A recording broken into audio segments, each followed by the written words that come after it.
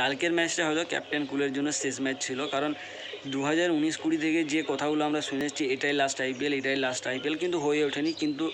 2024 আইপিএলই তার last IPL হতে পারে, কারণ সেও একজন মানুষ, তারও যথেষ্ট বয়স হয়েছে এবং সে যেই ডিসিশান নেক সেটা আমাদেরকে রেসপেক্ট করা উচিত, কারণ সে তার ক্যারিয়ারে যথেষ্ট করেছে এবং সে তার ফ্যানেদের কথা ভেবেও অনেকগুলো আইপিএল খেলেছে এবং সেও চেয়েছিল এই আইপিএল জিতে বিদায় নিতে, কিন্তু হোপফুলি সেটা হয়ে ওঠেনি। হয়তো আমরা এরপর আর বিরাট ভাই এবং মাহি ভাইকে একই সাথে মাঠ শেয়ার করতে কিংবা বিরাট ভাই এবং জাড্ডু ভাইয়ের মধ্যে পার্টনারশিপ হতে আমরা দেখতে পাবো না,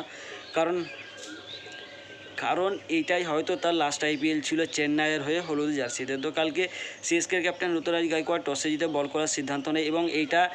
যে সমস্ত রেয়ার মুভমেন্টগুলো হয় আইপিএলে তার মধ্যে একটা রেয়ার মুভমেন্ট ছিল ক্যাপ্টেন ঋতুরাজ গায়কোয়াড়ের টসে জিতা। তো কালকে সিএসকের হয়ে সর্বাধিক উইকেট নেয় Shardul Thakur 2 wicket, Mitchell সেন্টনার 1 wicket এবং তুষার দেশপান্ডে 1 উইকেট নেয়। কালকে মিচেল সেন্টনারের একটা রান আউট ছিল যেখানে captain Faf du Plessis run out হয় এবং সে রান আউটটাও একটা বিতর্কিত মুভমেন্টেই ছিল, যেখান থেকে হয়তো কালকের ম্যাচের পুরো ডিসিশান বা পুরো ম্যাচ নির্ভর করছিল। কিন্তু কালকে captain Faf du Plessis out হওয়ার পরেও যেভাবে রজত পাটিদার, ক্যামেরন গ্রিন এবং ম্যাক্সওয়েল এসে শেষ দিক থেকে ম্যাচ ফিনিশ করেছে এবং আরসিবিকে 218 রানের টার্গেটে নিয়ে গেছে, যেখান থেকে আরসিবি ম্যাচ জেতার জন্য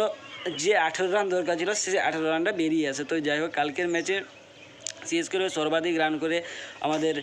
রাচিন রবীন্দ্র, সে করে 61 রান এবং সেও মিসকমিউনিকেশনের জন্য রান আউটের শিকার হয়। জাড্ডু ভাই 42 রানে নট আউট থেকে এবং আজিঙ্কা রাহানে 33 রান করে সিএসকে কালকে 191 রান করে 7 উইকেট হারিয়ে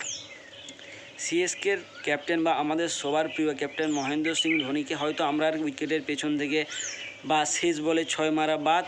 শেষে 2 ওভারে এসে বোলারদের একদম জব্দ করে দেওয়া সেরকম মোমেন্ট হয়তো আমরা দেখতে পাবো না। যদি মহেন্দ্র সিং ধোনি খেলে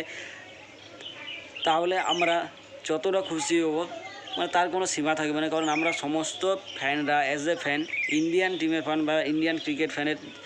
যে সমস্ত আমরা ফ্যান আছি তারা সবাই খুশি হবে যদি মহেন্দ্র সিং ধোনি খেলে, এবং যদি নাও খেলে আমাদেরকে তাও খুশি হতে হবে, কারণ সে দেশ এবং তার ফ্র্যাঞ্চাইজির জন্য অনেক কিছু করে গিয়েছে। তো আমাদের এবার খুশি হওয়া দরকার, অত্যন্ত আশা করাটা উচিত না, কারণ সেও একজন মানুষ ভাই, তারও যথেষ্ট বয়স হয়েছে